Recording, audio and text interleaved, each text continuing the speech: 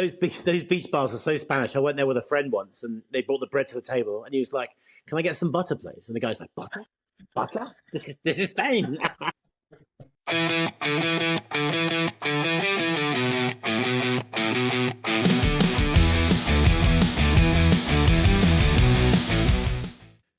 Good evening, Mr. Mark. How are we today?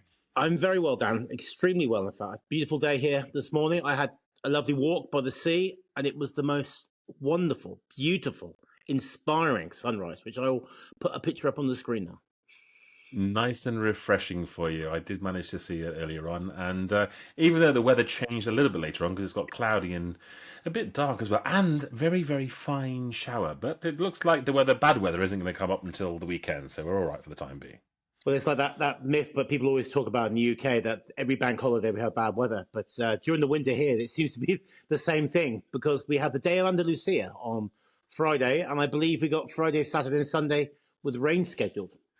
That looks like the case, yes. And there was me planning on doing things outside, and you were going to partake as well. But it looks like we won't be able to get to do it because it's going to be hammering it down. But never mind, we can do other things instead, like talk about some places to go and visit, for example. That's what we should be talking about today. Should we go there? Yeah, I suggested we do like a tier list of our favourite places to do in Spain, but there's so many wonderful places. I mean, we can start with the more obvious places and some less obvious ones because we've both been here long enough now that we found hidden gems hidden away. So I tell you, let's start with the capital. Let's start with Madrid. We both know Madrid pretty well. What's the attractions of Madrid that you like, Dan? Well, I think probably one of the best places that I like going to is the Puerto del Sol. Puerto del Sol, or Puerta del Sol, is where they have the festivities at the end of the year. So for New Year's Eve, it's where everyone congregates to have a massive party. But it's just a great place to go and visit. It's not too far away from the Prado del Rey, which is the museum. It's a great place to sit and just watch people and watch the world go by. Hustle, bustle, but such a variety of people, and I just enjoy sitting there. Whenever I go to Madrid, I make a conscious effort to sit there for at least 20 minutes, half an hour, just to people watch. It's fun to do, really fun to do. It is a great city, and a lot of people always say Barcelona's the best city in Spain, but I've been to both, and I actually love Madrid more now because there's something about Madrid that it's a bit more real, if that makes sense. Because obviously they're huge tourist attractions, both of them, but Barcelona just seems more tourist orientated. Well, Madrid, when you've been there a few times, you learn where these neighborhoods are, like Malasaña, for example, where all the bars are and the local Spanish congregate. And it's got a most wonderful atmosphere. It really has, really has.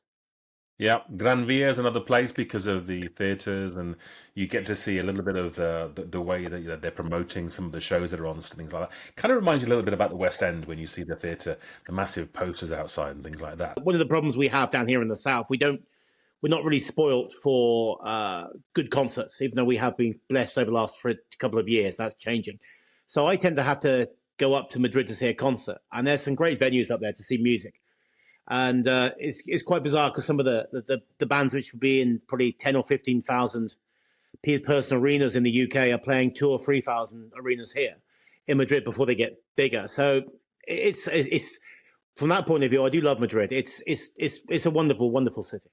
Oh, you were saying about the local bars and things like that. I remember going there years ago and got taken to this very dark and dingy. It seemed that way at the start, kind of like speakeasy pub that was in the middle of nowhere, or a club that was in the middle of nowhere. You're thinking, what's going on here? And then all of a sudden, this band came on. There was a double bass and a trumpet and a violin and so on. What's going on? It was awesome, and you don't get that down here, unfortunately. Well, the train now, which goes from Malaga to Madrid, is great, and where the price was starting to creep up, now it's been hit with a bit of competition. So there's 3 different companies now that travel up to Madrid. So I think the last time I went with the family, I think we paid almost like 150 euros for 4 of us to travel on that train. If you're a bit more flexible with the times you can travel. Right, let's move away from Madrid. Are we going to tackle Barcelona or not? Well, I've never actually been there.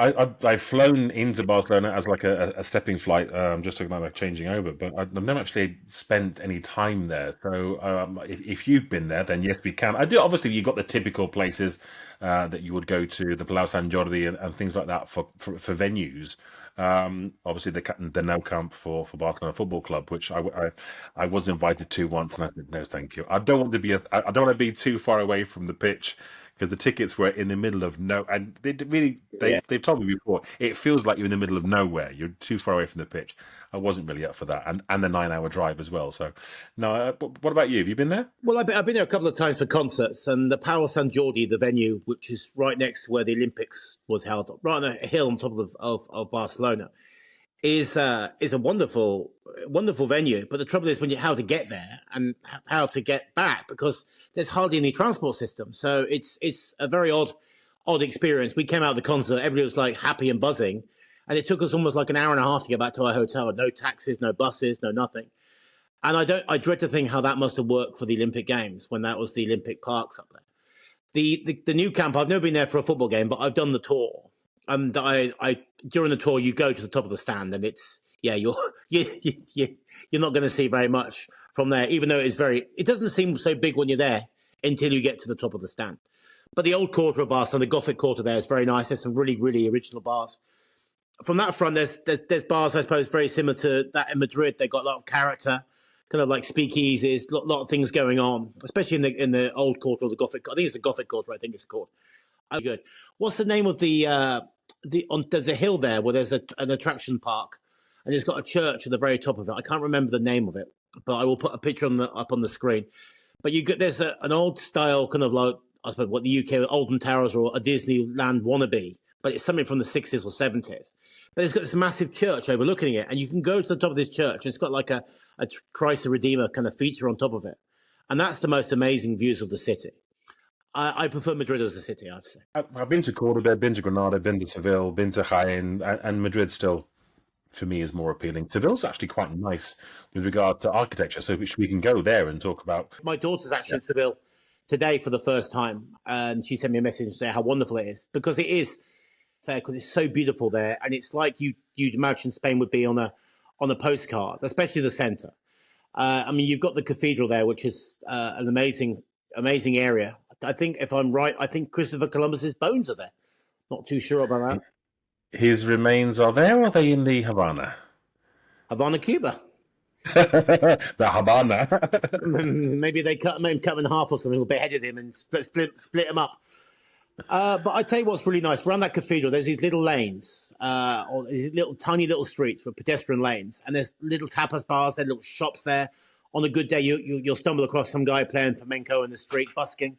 It really is wonderful. And that kind of leads on to little parks, and these trees in these parks have got these huge old roots, and it's just a wonderful place to once again people watch and just walk around, because the architecture and the ambience of the city on a beautiful day is lovely. But don't go there in the summer.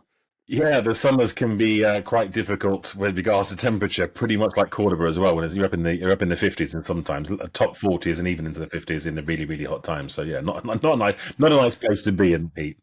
I was traveling up to Madrid to see a concert, and I was talking to this poor, I think, Canadian couple there in the queue, and she was saying, "Oh, we got such a good deal on a hotel and everything like that." And I was thinking to myself, "You're going in August to Seville. I think it's going to be dead, because it really is hot there. I mean, we did our very first ever video was about the weather in Spain, and we did a little bit about Cordoba, which is slightly hotter than Seville, but not much. And I wouldn't wish that on my worst enemy during the summer. No. When you're looking at recommending places to go, you definitely don't want to be recommending Seville and Cordoba inland in the middle of the summer. That's definitely not a place to go. No. Cool, let's move away from the big cities. Let's before we go waffling on forever and ever about places we love in Spain, because there's so many. And I take us back to the beginning of the video. I think we should do one of those tier videos with maybe 10 of our favorite places and put them in different levels. But I'm going to go back down to Andalusia, because we're down in Andalusia. I love a place called Bologna down here. I know it well. Yeah, well, Bologna is the other side of where you would say, where you go past Marbella, past Gibraltar, and the whole coastline changes because you're hitting the Atlantic coast there. And you've got a very famous town there called Tarifa, which is very famous for the windsurfing and kite surfing. A bit of a old hippie town, but quite a cool vibe there. But a little bit further on, not very much further, only a couple of kilometers, is a small town called Bologna. And that's like unspoiled. I mean, it's got this amazing beach that at certain times of year, there's people going down it on horses. There's cows wandering on it. And it's got the most amazing sand dune you'll ever likely to see. I mean, people should Google it, the sand dune in Bologna, because it really is huge. I mean, people are actually surfing down it because it's so big. But one thing I like about Bologna, which took my breath away a little bit when I was there with my wife and kids, they have some old Roman ruins there. I think it must have been an old fish or salt factory or something like that. But they're so intact, and it's like the amphitheater, and it's quite amazing to walk around, especially with the backdrop of the ocean behind it. That's a wonderful place. Yeah, that whole area I mean, you've got Bologna, Punta Paloma, Barbate, Vejer, Caños de Mega, El Palmar, Conil, all of that stretch of beach, all that stretch down, all the way. Well, you've got the Trafalgar Lighthouse down there as well, which is right on Caños de Mega and El Palmar, which is it's awesome down there. The beaches are spectacular. I love the energy that's down there as well. It's a great place to visit. Well, I said a couple of videos ago that I had some friends here from the UK staying over, and they did a little tour of Andalusia, and we were talking about places to go and things like that. And the lady who was part of the tour had never been really around Andalusia. And I said, when you drive up towards Tarifa, you're going to be going past Marbella, and then suddenly you're going to. It's one of the things I love about here. You get this straight of road, and you come around this corner, and next thing you know, you see just Gibraltar sticking out of the sea, which is quite a sight. And then you go past that, and there's a kind of like a kind of rest stop or a venta there, like a kind of roadside cafe, where the big windmills are for the turbo windmills. And you on a clear day, you can see Africa. I mean, it's such an amazing spot. It's hard to believe. I think Africa is only 12 kilometers away. Yes, it is that close. It looks like you could pretty much pick up a rock and chuck it over sometimes. It's amazing to think that it's another continent which is just there. Seeing Africa that close was quite amazing, because as you say, it is another continent. I'll tell you what, I will go closer to home, because this is a mistake that I think a lot of tourists make when they come here. People always arrive at Malaga Airport, and a lot of people go to Marbs or Marbella. Now, there's nothing wrong with Marbella, the old part of Marbella, which is beautiful. There's a very nice paseo there to walk along the seafront. But unfortunately, Puerto Banús is what it is, and the Golden Mile is what it is. But I never understand why people don't visit Malaga. I think Malaga is the most wonderful city. It really is. And it's the old part of Malaga. Yeah, and far better than Marbella, in my opinion.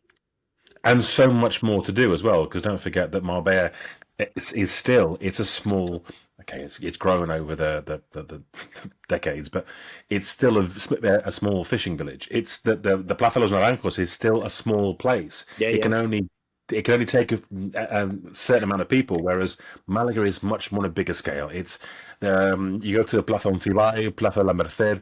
There's much more space there. You'll see a lot more heritage there than you will just from the likes of Marbella. There's so much more to do. The amount of decent restaurants, and I mean top tier restaurants that are in Malaga Centre, it's brilliant, and they're across the road from a little tapas bar. So there's none of this pocket places. You've got to be mega rich to be in this certain, for example, like Puerto Banús. You've got a place, for example, rooftop bar restaurant called Batik, which is just across from the Plaza Oncibay, down the road, and opposite you've got a little fish tapas place that are doing tapas for €1.50, and you've got a Michelin-style place opposite a tapas bar. It's great. The mixture is wonderful. They did a lot of work there over the last 10, 15 years to clean up the centre, and you can go there and just go bar to bar having a small beer or a canya and a tapa, and it is the most wonderful way to waste an afternoon. And what they've done there, they regenerated the port there. The port there is amazing, with some amazing museums now as well. And I forgot the name of it. You're going to tell me what it is. The area where all the beach bars are. What's that called in Malaga? Pedregalejo. That's it. Pedregalejo is a place that's just coming on leaps and bounds. I mean, it really is moving on. Again, the restaurants that are opening up down there, the constructions that are down there, the way that it's changing. It's no longer the dark and dingy place it used to be, the investment that's been put into that place is huge, and it has to tie in as well with a lot of the infrastructure that's being put around the back area, sports stadiums, training grounds, Yeah. hubs that like the likes of Google and stuff like that. They're not just in the center of Malaga; they've got hubs on the outskirts as well. So yeah, there's a lot of investment going on, and it needs to be done. I mean, that area is so Spanish, those beach bars there. I mean, it's next to an area called El Palo, which was a bit of a rundown neighborhood for a bit, but it's coming up in the world now, which is old fishing houses and things like that. I had a friend of mine lived there in the 90s and said it was quite rough. But those beach bars are so Spanish. I went there with a friend once, and they brought the bread to the table, and he was like, "Can I get some butter, please?" And the guy's like, "Butter, butter? This is Spain." So there we go. I think we've touched there on a few of our favorite places in here. We do more videos, and I think we should talk more about some of the more hidden places. Some people know places like Ronda and places like that, but places like Bologna, as you said before, and Cornell down that area. There's some amazing. Andalusia is the most amazing place to take a road trip because you arrive at Malaga, you can go either east or west and do like a big circle, and you can take in either Cordoba or Sevilla in between, but you can go down to Neja, you go up to the Alpujarras, the Lajaron there, which is a lovely village and by the lake there, the foothills of the Alpujarra Mountains. That's a lovely place. I mean, it's just there's so many hidden gems here that people don't know. The white villages that are all hidden away. So I think we should do more videos on this, definitely, because the more we speak about it, I think, that place.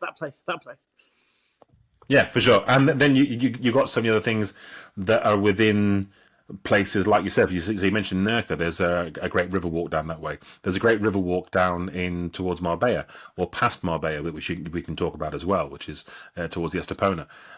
Places that you can do things that you think, well, that's not in Marbella. Oh no, it is. Oh, that's not in Nerca. Oh, yes, it is. It's just tucked in a little bit. So you just got to find these things and just got to venture out a little bit, and you'll find something out of the norm.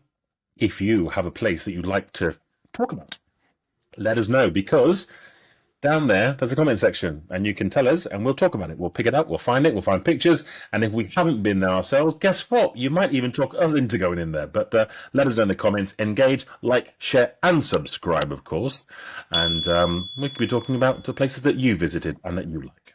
I think that the thing we take out of this episode was that you had tickets to go to see the Barcelona at the Camp Nou and you never went, mate. I think we'll talk about this off camera, I think.